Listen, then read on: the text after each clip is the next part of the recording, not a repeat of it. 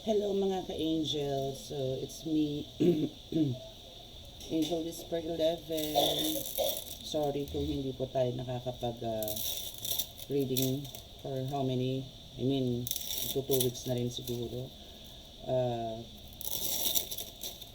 Today is Ash Wednesday. So, gusto ko lang po i-vlog. Actually, ito po is idadagdag ko po ito doon sa black salt na ginagawa. Black oil or black salt. No? So, ito po is for how many, I mean, for 1 year. No, is ito po is, siyempre dadasalan po natin ito. So, ito is very sagrado. No? And now, is gagawin ko po ito na sunugin din, hahaluan ng ating miraculous oil or miracle oil, and ihahalo po natin ito doon sa black salt para po mas palakasin pa.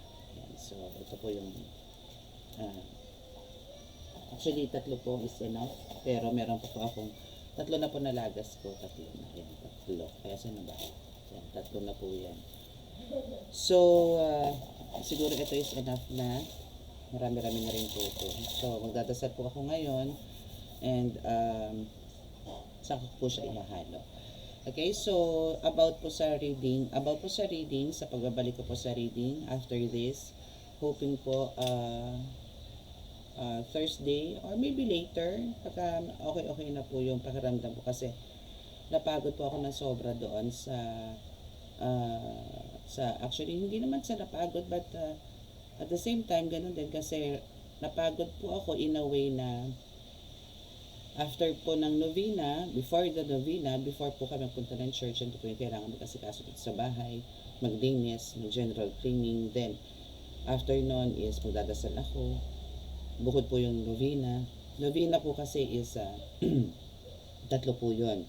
So, kailangan ko pong matindang mass, then rosary, then the novena. So, in 9 days ko po yung ginawa para po sa dagdag lakas at para din po sa bilang yun po is pasasalamat ko kay mahal na Santo Niño sa biyaya na pinatulog niya sa akin for sa araw-araw na pamumuhay.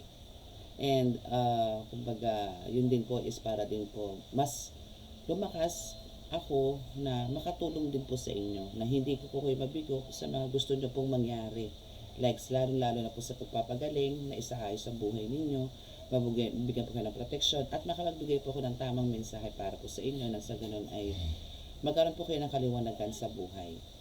Sa ngayon po is need ko pong mag-rest for siguro another 2 days. But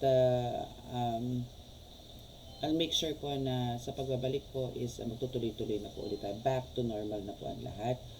But there's a lot of changes na mangyayari when it comes to schedules.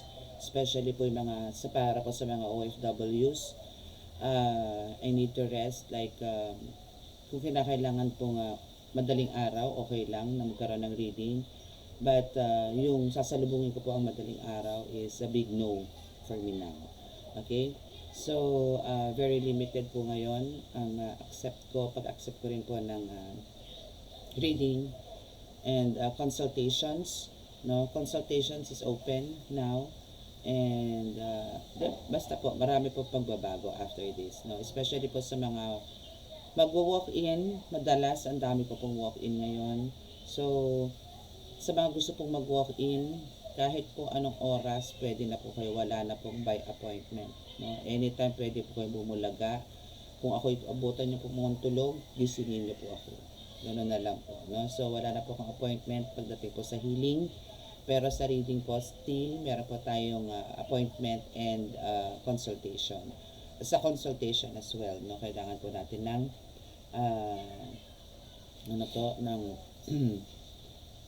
yun, kailangan po natin ng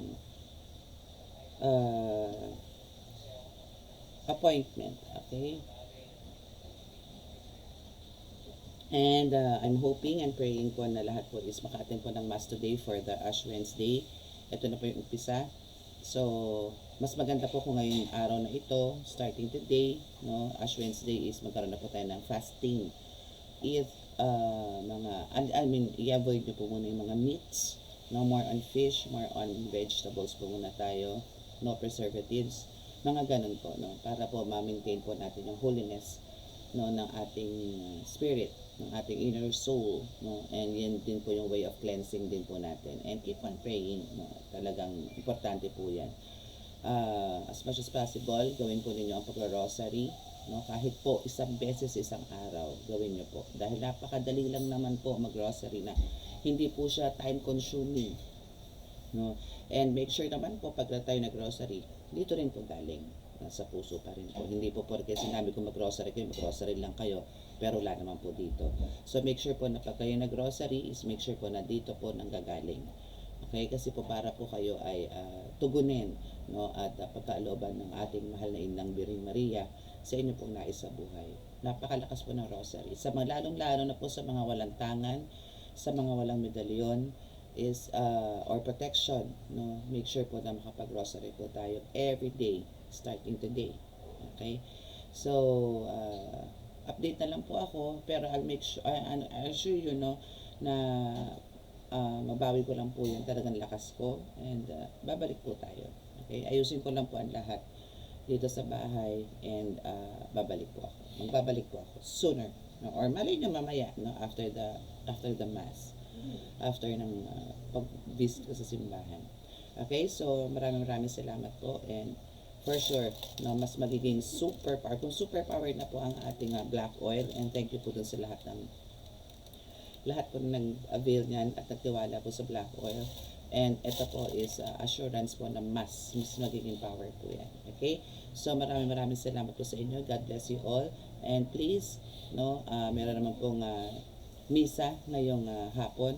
Please attend po tayo ng mass, and mag-repent na po tayo, no, as in talagang humingi po tayo ng kapatawaran sa ating Diyos Ama, Diyos Anak, Diyos Espiritu Santo. Kung sino man po ang mga patron ninyo, is humingi po tayo ng kapatawaran at humingi po tayo ng panibagong buhay na sa ikagagaan po ng ating mga kaloob, na ating loob, at pagkakaroon po ng peaceful life, especially po sa family, and syempre po sa paligid, na magkaayos-ayos po ang lahat. And yun po, kailangan, sana po, panalangin ko lang din po na hindi po porque ngayon po is darating po ang Semana Santa, is dito lang po tayo hihingi lagi ng kapatawaran. Everyday po tayo ng kapatawaran dahil araw-araw po tayo nagkakasala. Wala pong exemption dyan. Kahit po sino, kahit po pare, kahit pastor, nagkakasala po yan. Ako po yung nagkakasala din. Kaya po ako lagi ring humihingi ng kapatawaran sa Panginoon, humihingi ng kalinisan, kaliwanagan sa araw-araw. Hoping kayo rin po. Okay?